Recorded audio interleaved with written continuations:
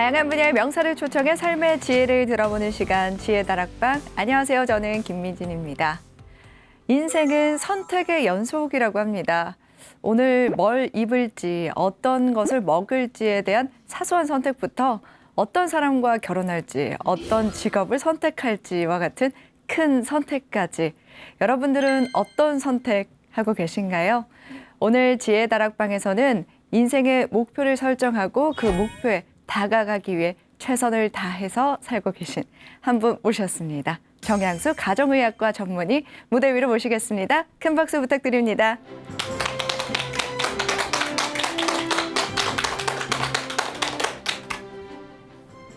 네, 원장님 반갑습니다. 네. 오늘이 벌써 지혜다락방에서 강의하는 4번째 시간, 마지막 시간입니다. 네. 좀 아쉬울 것 같은데 오늘이 또 가장 하이라이트가 아닐까라는 생각도 드는데요. 오늘은 어떤 강연 준비해 주셨나요? 네. 오늘은 이제 마무리하는 시간인데요. 항상 정답은 내 안에 있다고 제가 이제 강조를 했는데 저도 그 답을 제 안에서 찾는 과정을 네. 오늘 소개해 드릴 예정입니다. 네. 답은 내 안에 있다라는 말은 많이들 들어보셨을 것 같은데 네. 그 답을 찾는 과정이 정말 내 안에 있을까 의문이 많이 들거든요. 네네네. 어떤 과정을 통해서 그런 답을 찾으셨는지 궁금해요. 네. 그거를 이제 오늘 강의 때도 구체적으로 말씀드리겠지만 네. 미리 이제 설계도를 그리면 어떨까, 미리 그리면 어떨까라는 생각을 했었습니다. 네. 미리 설계도를 그려서 네. 그 방법을 내 안에서 찾는다. 네. 오늘 강연이 정말 많이 기대가 되는데요. 오늘 청취자, 시청자 여러분들께서도 모두 기대하고 계실 것 같습니다.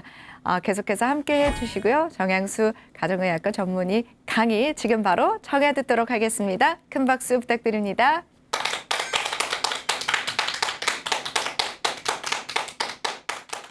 인생은 누구나 다 종착점이 있습니다. 누구나 죽음이 막닥떨어져 있기 때문에 저 선택의 순간에 내가 어떤 길을 선택할지를 미리 좀 고민하면 어떨까.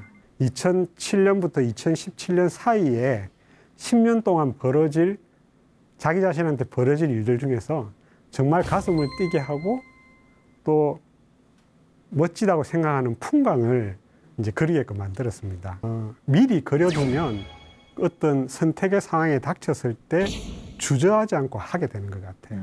제 나름대로 10가지 풍광이 실제로 어떻게 변화됐는지를 이제 적어도 한 10개 정도의 좀 이루어졌으면 좋겠다는 풍광을 이제 그리는 거죠. 그러니까 올해는 2021년도니까 2031년도가 됐을 때 저한테서 벌어졌으면 좋겠다는 이제 꿈을 제 나름대로는 이제 그렸습니다. 정말 아쉬움 없이 자기 인생을 살았다고 이렇게 딱 이야기하는 그 사람들을 보면서 그 사람들이 정말 하고 싶은 일을 했기 때문에 저렇게 편안하게 생도 마감할 수 있구나라는 생각을 하게 되었습니다.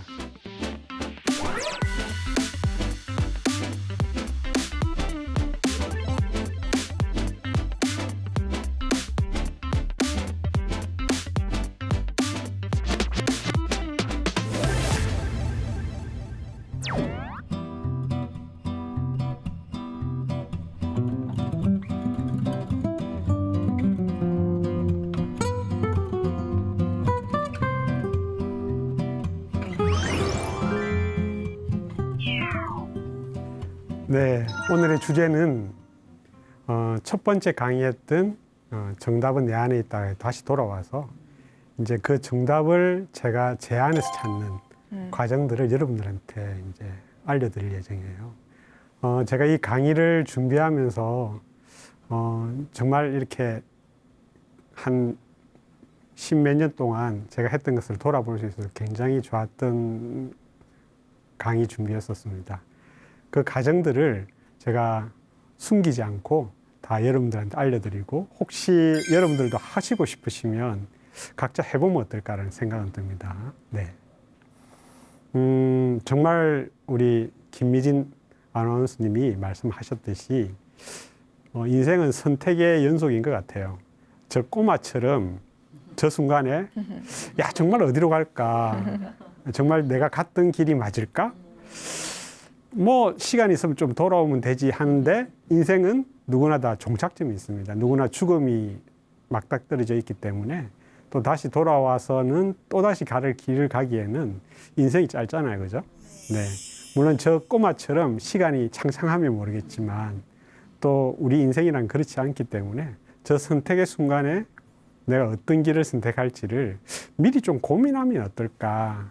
그거를 마치 저 미로 속의 위를 바라볼 수 있다면 저 미로 속의 위를 바라보고 저 미로 속에서 마지막 종착점이 어느 정도 되는지를 미리 가늠할 수만 있다면 인생을 좀 더 알차게 보내지 않을까. 그것을 내 속에서 좀 찾으면 어떨까라는 이제 생각을 하게 되었습니다. 저는 사실은 의과대학을 다니면서 많이 관심을 가지게 되었었습니다. 사회에 대해서. 그래서 의과대학 과정을 거치면서도 제가 그냥 학교 생활을 그냥 누구처럼 그냥 공부만 하지 않았고 후배들과 함께 의료 봉사 동아리도 만들고 그리고 후배들과 함께 사물놀이패도 만들고 그리고 노래 부르는 동아리도 만들고 이제 그런 사회 활동들에 대해서도 굉장히 관심을 많이 가지고 생활을 했었습니다. 그러다가 바깥에 관심을 가지다가 제가 학교 다닐 때 그때가 아마 본과 2학년 때쯤으로 기억합니다. 통도사에 템플스테이 들어간 거죠. 4박 5일 동안. 저 때가 학생 때입니다. 저기 사진에서 제일 왼쪽에 앉아 있는 친구가 이제 접니다. 근데 그때 이제 통도사를 들어가서 조용히 나를 볼 수 있는 그런 시간을 그때 가졌던 거죠. 가지면서 그거를 굉장히 좋은 경험이잖아요. 그죠? 여러분들도 많이 경험을 해보셨던 분들이 있으실 텐데 묵은 속에서 자기가 오롯이 자기 자신한테 집중하면서 이제 오른쪽 그림에 봤듯이 이제 바로 공양을 하면서 이제 지냈던 저 시간이 굉장히 소중한 시간이었었습니다. 학생인 저였지만 너무나 어떻게 보면 좀 복잡하게 또는 번잡하게 살던 삶을 방학 때지만 좀 정리할 수 있는 시간을 가지게 됐고요. 그에 그치지 않고 우리나라는 불법성 3대 사찰이 있습니다. 그래서 제가 그 다음에 또 기회 될 때 해인사에 들어갔습니다. 해인사에 들어가서 또 열심히 또 이제 방학 때 동안에 지냈던 거죠. 지내다가 또 이제 성보 사찰인 이제 송강사까지 이제 들어가게 됐고, 특히 송강사는 그 이후에도 제가 레지던트 할 때도 다시 한 번 더 들어가서 체험을 했던 곳이고요. 그래서 한 4박 5일이라는 그 시간에 저는 제 자신을 돌아볼 수 있는 시간도 가지면서 또 한편으로는 저 경험이 너무 좋으니까 환자들을 위해서 뭔가를 저는 프로그램 하면 어떨까 하는 것을 제 가슴 속에 늘 한쪽 구석에 이제 담아두고 있었던 거죠. 담아두고 있다가 틴나탄 스님이라는 이분이 프랑스의 플럼빌리지라는 것을 이제 열어서 전 세계의 많은 사람들이 이 빌리지를 통해서 들어와서 이제 자기 자신을 바라보고 그리고 명상을 하는 시간을 가지면서 자기 자신을 한 번 더 업그레이드 하는 그런 시간을 가지더라고요. 네. 그래서 제가 그러면 나도 사람들 건강도 챙겨주면서 저는 센터를 한번 만들어 보자 라는 꿈이 생기더라고요. 그래서 의사라는 직을 하면서도 명상센터가 가슴속에 떠나지 않았습니다. 그래서 제가 구체적으로 실행을 옮기기 위해서 뭐를 했느냐 하면은 이걸 하기 위해서는 경영학이 필요하더라고요. 그래서 제가 2005년도에 따로 6개월 과정인 EBS MBA 과정을 이제 들어가게 된 거죠. 그때 이제 온라인으로 수업하고 오프라인으로는 한 달에 한 번씩 하는 서울대학교 경영학과 교수님들이 직접 강의를 해주시는 그런 시간을 이제 보내게 되면서 그때 뭐 경영에 대한 거, 뭐 마케팅, 뭐부터 시작해서 경영 철학에 대한 것들도 쭉 다 배우게 됐습니다. 그러면서 이제 더 구체적으로 꿈을 그리기 시작했죠. 근데 그때 만났던 분이 누구냐면은 그때 특강으로 오셨던 분 중에 구본형 선생님이라는 분이 계셨습니다.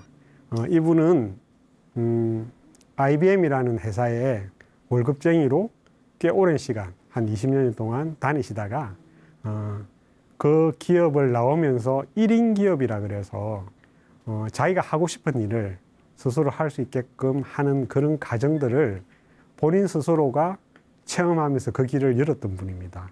그래서 이분은 주로 그런 것들을 후배들한테 소개하고 그리고 그거를 실질적으로 실천하는 방법을 알려주고 하는 것을 많이 소개를 했었습니다. 그리고 자기 하고 싶은 강의를 다녔고 본인이 하고 싶었던 책을 1년에 한 권씩 꼭 써냈고 그런 것들을 하는 거를 후배들도 따라할 수 있게끔 하는 것들을 이제 진행했는데 이분은 어떤 사무실이 없는 무형의 구본형 변화 연구소라는 것을 만들어서 본인처럼 고민하는 후배들을 이제 이 공간에 이 가상의 공간에 와서 활발하게 이제 활동을 했던 거죠. 이 공간을 통해서 이제 많은 후배들이 함께 책을 읽고 또 토론하고 또 그런 과정을 거치고 자기 혁신하는 그런 방법들을 이제 배워 나갔었습니다.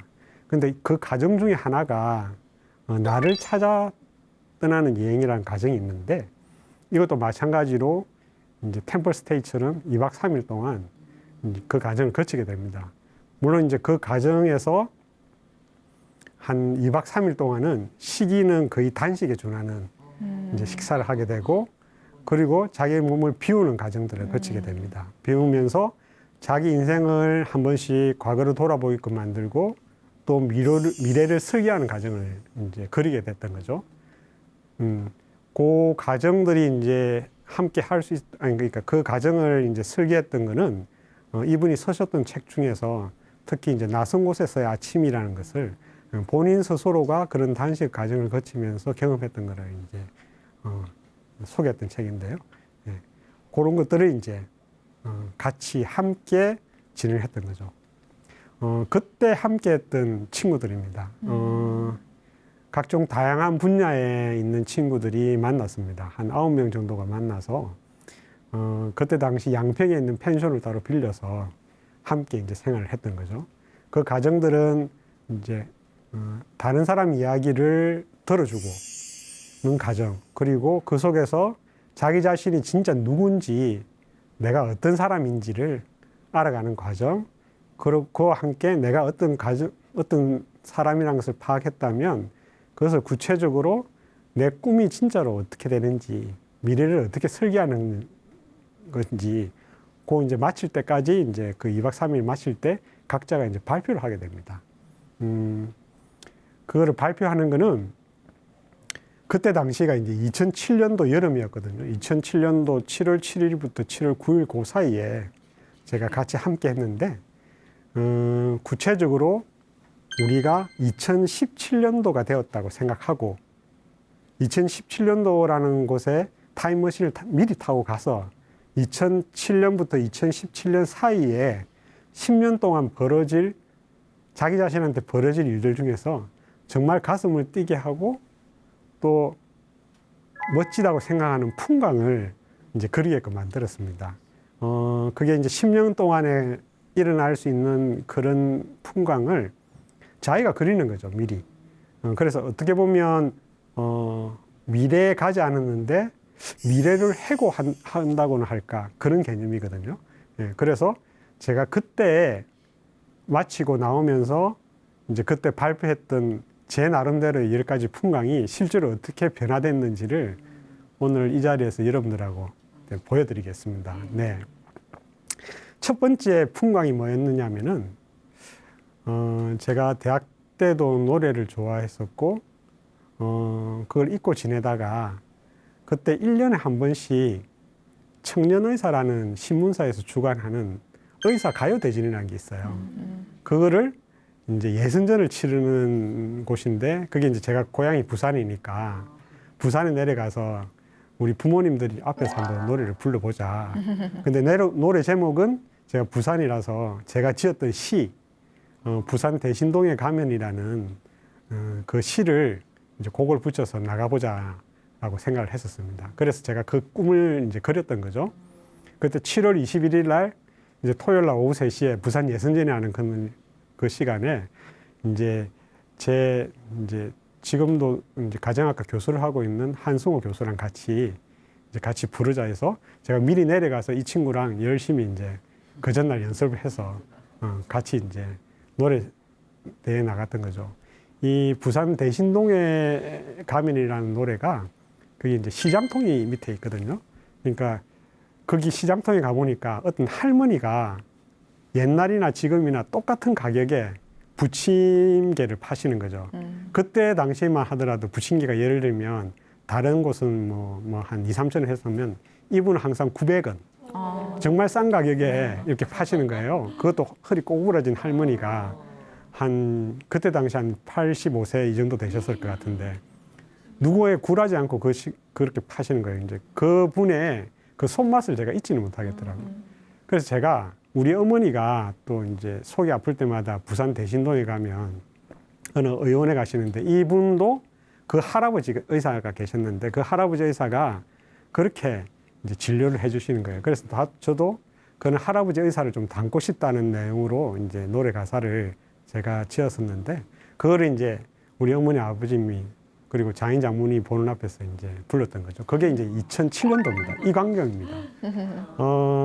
지금 이제 둘째가 고등학교 2학년이니까 둘째가 저렇게 꼬마일 때 이제 박준영 씨가 사회를 봤었습니다.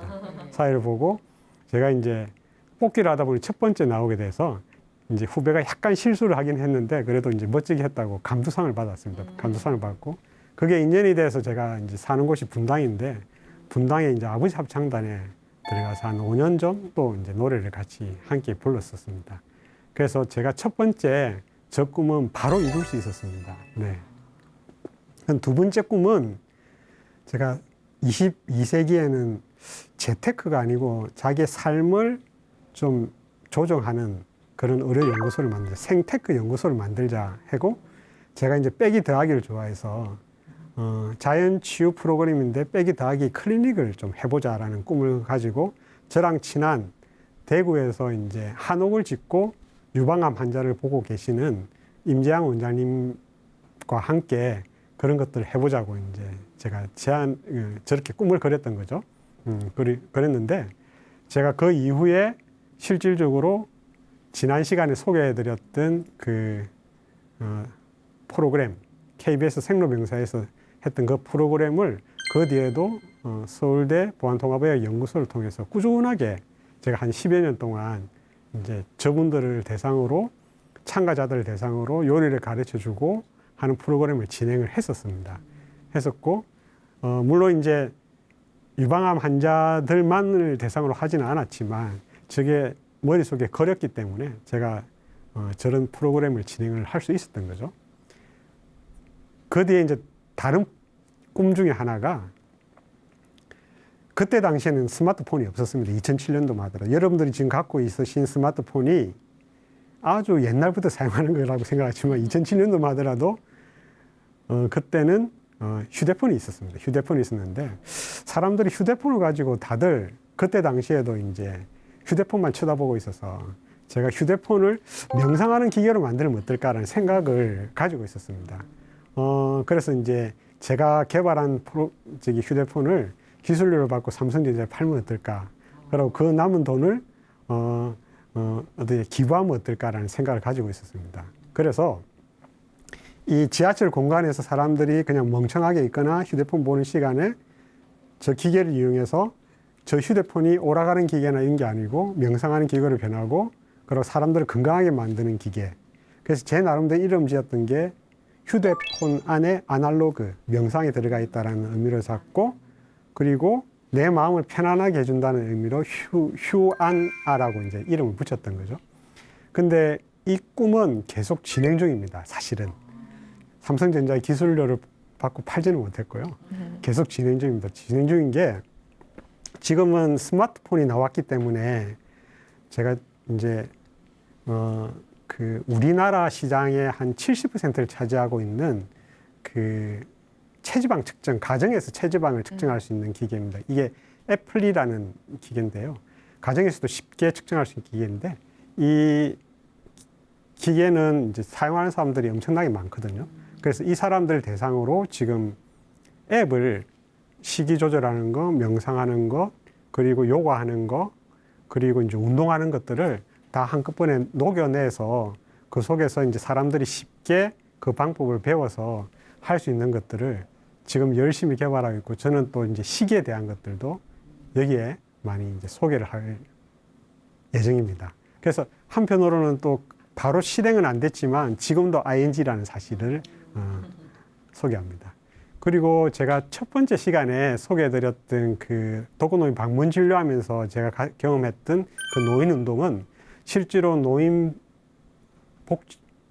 보건복지부랑 함께 작업을 해서 실제로 그거를 출시를 했었습니다. 그러니까 전국에 있는 많은 노인분들을 관리하시는 분들한테 가서 제가 비디오를 만든 것을 보급하고, 그리고 실제로 그 하는 방법을 강의하는 기회를 통해서 저 꿈은 이제 실행을 통해서 그 달성을 했던 거죠. 네. 그리고 지금도 이제 복지관 식구들이랑 저런 관계를 가지면서 코로나가 끝나면 또다시 이제 독거노인들을 한 달에 한 번씩 방문할 예정입니다. 네. 그리고 이제 그때 당시에 제가 그 구본윤 변화경영연구소 식구들과 같이 함께 했었던 그 꿈을 그리는 과정, 꿈을 그리는 과정들과 함께 했던 친구들을 이제 우리는 꿈벗이라고 부르거든요.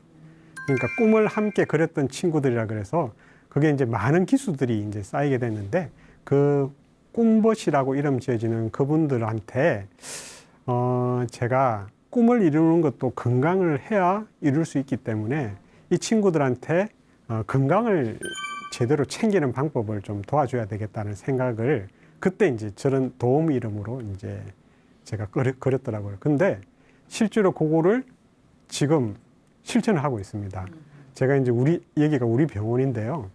제가 이제 강의를 하고, 그리고 우리는 요리하는 공간이 있기 때문에 요리를 하면서 실제로 저 분들한테 실천하는 방법을 알려드렸습니다. 물론 이제 이 사진은 코로나 있기 이전에 제가 함께 했던 프로그램이고, 그리고 코로나 때문에 실제로는 이거를 일단은 스탑을 했습니다. 스탑을 했지만 제가 열심히 그 꿈을 함께 그리는 분들을 포함해서 그 지인분들 중에서도 건강을 좀 챙기고 싶다는 분들한테 프로그램을 진행을 하고 있습니다.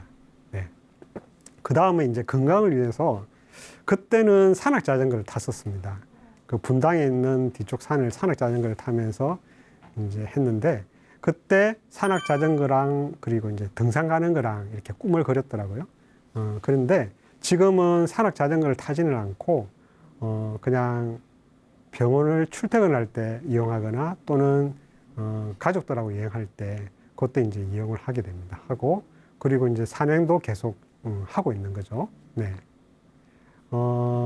저게 이제 우리 애들이 꼬마 때 한 거고요. 오른쪽 사진은 제가 3월에 경상남도 그 통영 밑에 쪽에 있는 삼천포 밑에 있는 사량도에 가서 자전거를 탔던 건데요. 제가 주로 이제 자전거를 탈 때 좋아하는 장소가 어디냐면 섬을 좋아합니다. 섬은 특히 이제 남도 쪽에 있는 섬, 전라도 쪽에 있는 섬들은 섬 자체가 야트막하니까 굴곡이 별로 없으니까 정말 자전거를 샤방샤방하게 타기 좋더라고요. 그래서 제가 저렇게 섬 지역을 다니는 걸 좋아합니다. 네.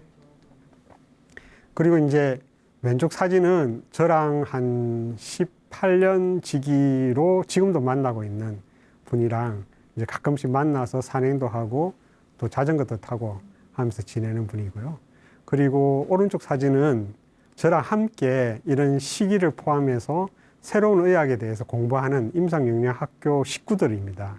이 식구들이랑도 한 2달에 한 번씩 이제 시간을 정해서 계속 산행을 이어가고 있습니다. 네. 태극권에 대한 이야기를 좀 해드리면, 제가 2007년도에도 태극권을 배우고 있었거든요. 배우고 있었는데 태극권에 대해서 쭉 배우면서 자기 수련하기가 좋습니다. 이런 태극권들은 움직이면서도 명상을 할 수 있는 그런 동작들이 많아서 태극권을 하면서 이제 지내고 있었고요. 그래서 태극권을 그 이후에 한 10여 년 동안 했었습니다. 했었고, 태극권과 함께 동양적인 운동 중에서는 저는 하나를 꼽자면 저는 요가입니다. 요가.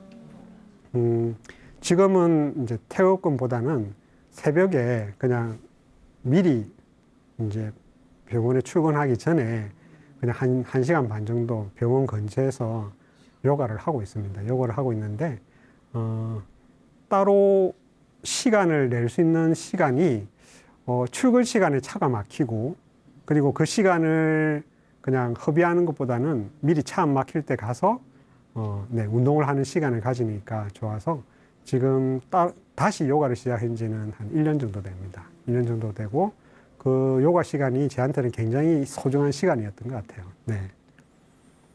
이제 그 뒤에 제가 했던 작업 중에 하나가, 제가 이제 그때 2003년도부터 근무했던 병원은 따로 요가실이 있었거든요.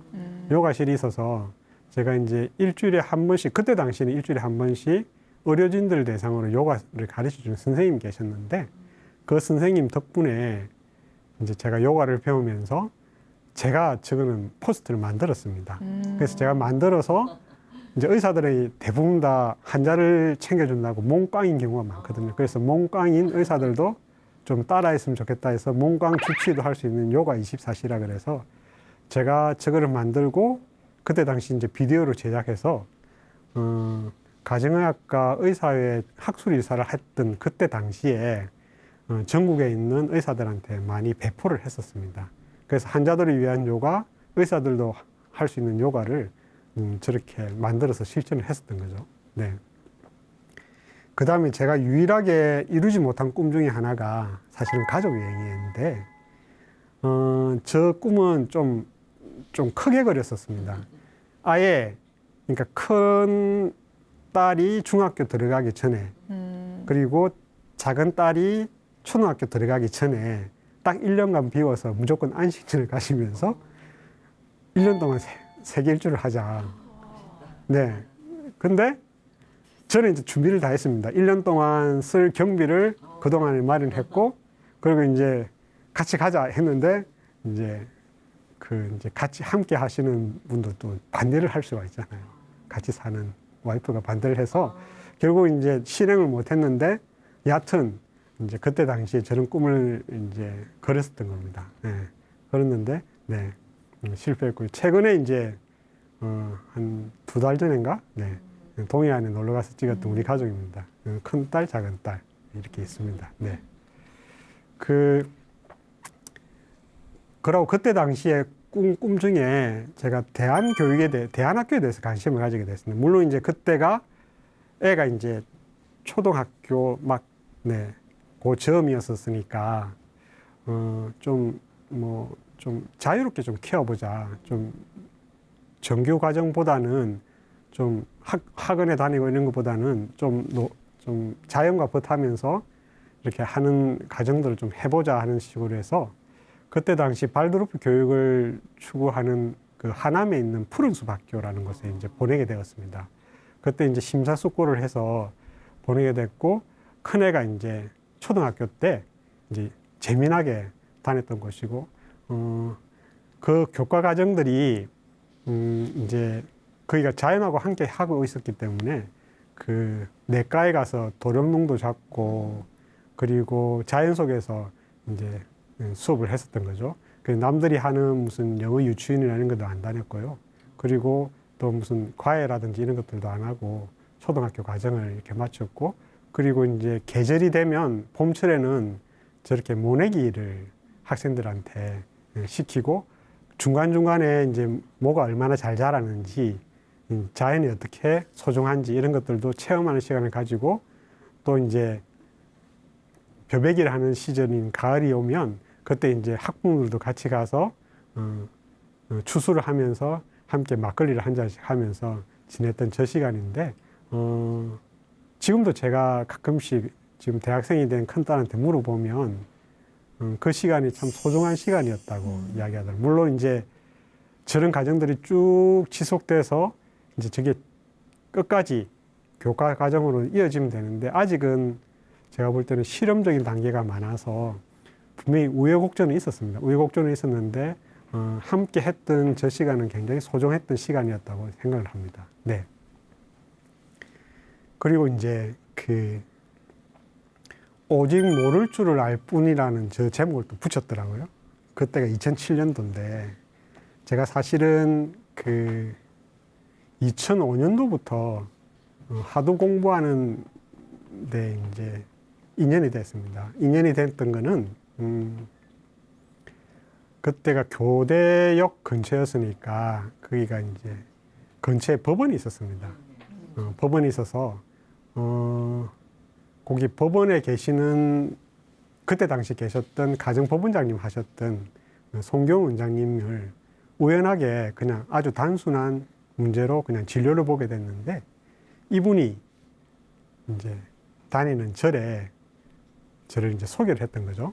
예, 소개를 해서 제가 이분의 인연으로 이제 본격적으로 하도를 하게 됐는데 이제 이 절은 아주 큰 절도 아닙니다. 아주 작은 절이었고 신도도 정말 몇 명 안 됐었고 하지만 일주일에 한 번씩 금요일마다 모여서 차 한잔하면서 스님하고 같이 이야기를 나누고 각자가 받았던 하두를 이제 각자의 숙제죠.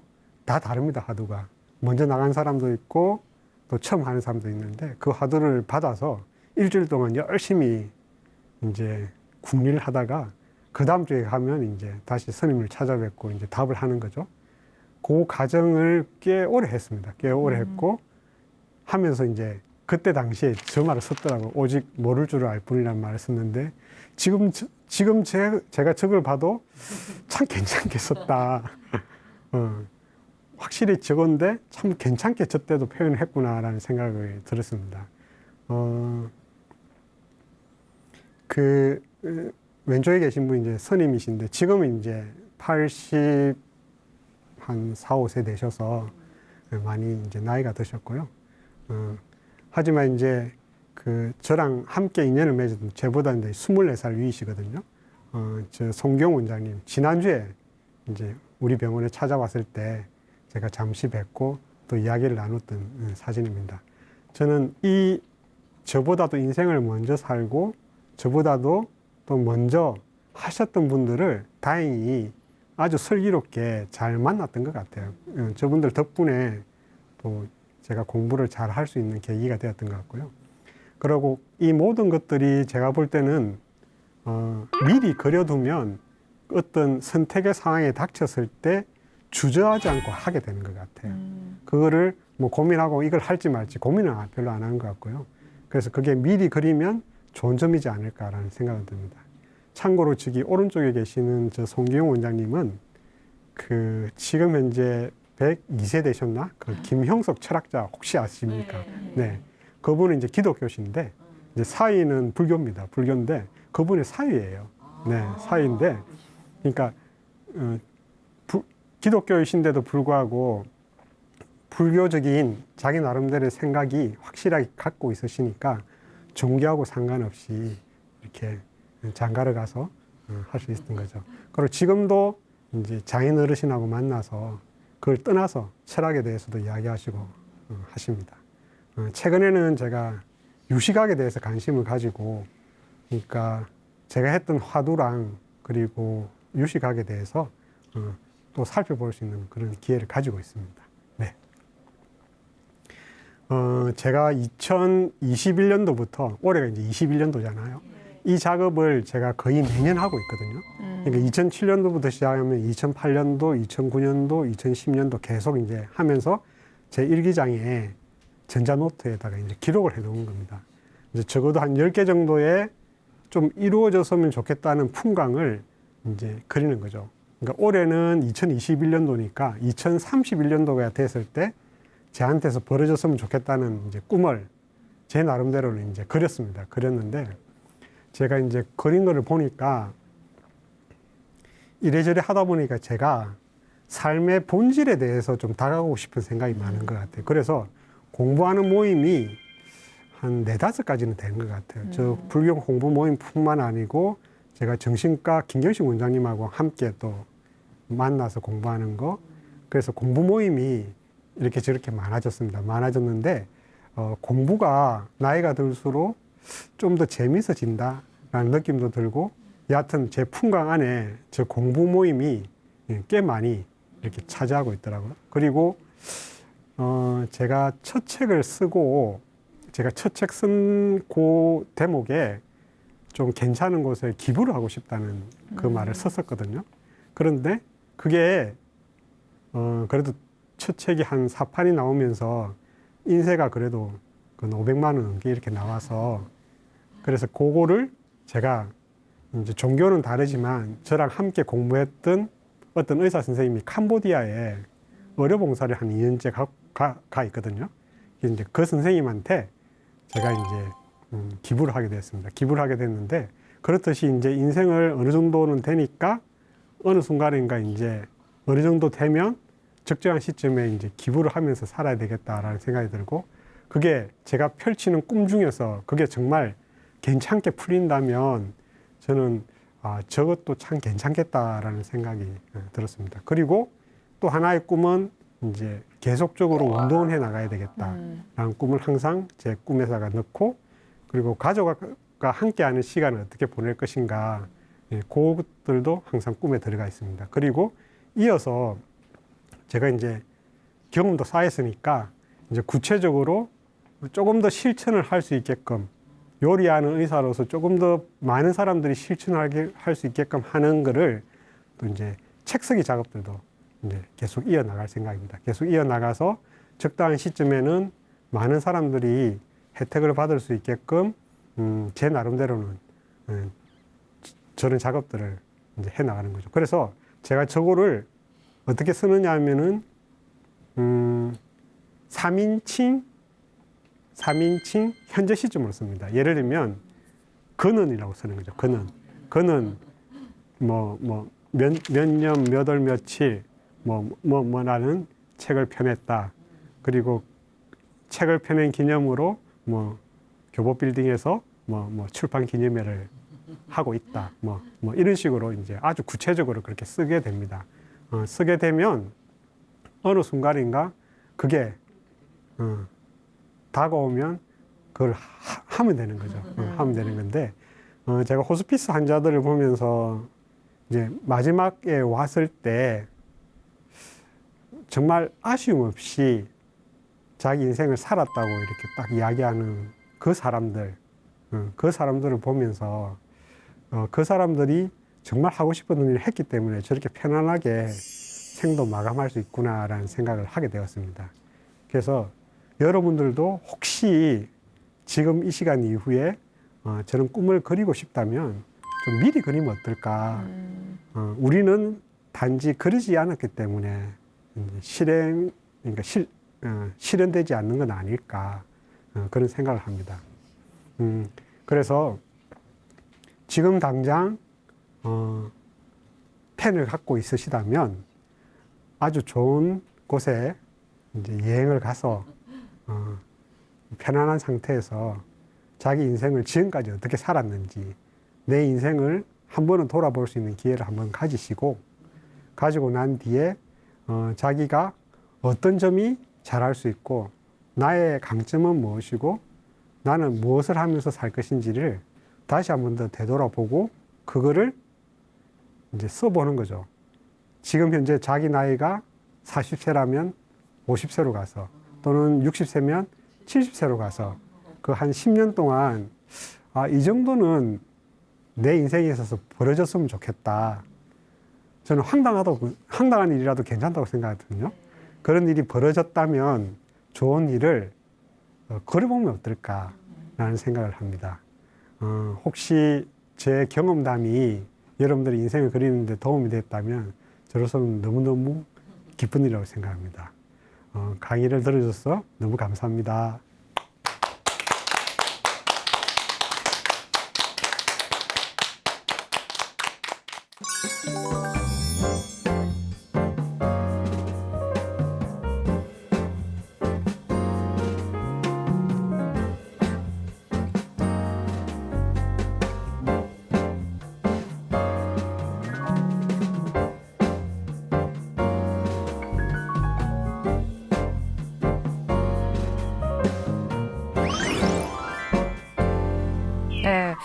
오늘 강연을 들으면서 학창 시절에 생활계획표를 짰던 것이 기억이 많이 나는데 그때는 뭐 몇 시 기상, 몇 시 학교 등교 뭐 이런 것들을 하나하나 썼던 것 같거든요.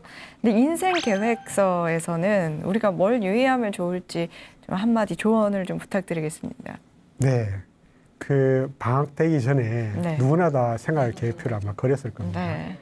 그리고 물론 이제 실천은 안 됐을 수도 있지만 그렸습니다. 네. 근데 어른들은 그리지 않습니다. 네. 우리는 그 꿈을 잃어버린 것 같아요. 어른들이 돼도 생활 계획표를 그리듯이 어린이로 돌아가서 한 번씩 그려보면 어떨까. 아. 그 미리 그려보고 만약에 실천이 안 되더라도 또 실현이 안 되더라도 그런 꿈을 갖고 사는 게 어떨까라는 생각을 해봅니다.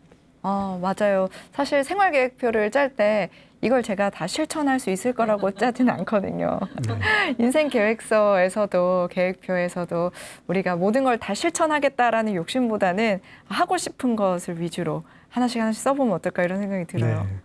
행복한 미래를 준비하기 위해서 어떻게 하셨는지를 직접 이렇게 설명을 해 주셨는데 반대로 이건 절대 하지 말았어야 해라는 그런 것들도 혹시 있나요? 이거는 절대로 하지 말아야 돼 하는 거는 사실은 불교의 5개 정도에 해당되는 뭐 살인하지 말라, 또는 뭐 도둑질하지 말라 네. 빼고는 저는 오히려 이거는 절대로 하지 말아야 돼라는 것을 안 했으면 좋겠어요. 저는 뭐든지 도전해봤으면 좋겠다는 생각이 듭니다. 도전을 해보면 자기한테 분명히 얻는 게 있습니다. 그래서 그런 살인하거나 도둑질하는 것 이외에는 누구나 다 한번 그런 거 없이 거침없이 해봤으면 좋겠다라는 네. 생각을 가지고 있습니다. 어찌 보면 이런 걸 하지 말아야 된다라고 생각하는 순간 규정 짓고 단정 지어 버리니까 네. 또 그런 말을 하지 않고 네. 나의 가능성을 열어놓는 게 더 좋겠네요. 네. 오늘까지 4주간 강연을 해주셨는데요. 오늘 이제 마무리하는 소감 좀 여쭤보겠습니다. 네. 어떤 강의보다도 제가 이제 인생을 돌아볼 수 있는 인생 강의였습니다. 흔히 뭐 인생 뭐 마치 뭐 이렇게 하는데 저는 이 강의가 저한테 있어서는 인생 강의입니다.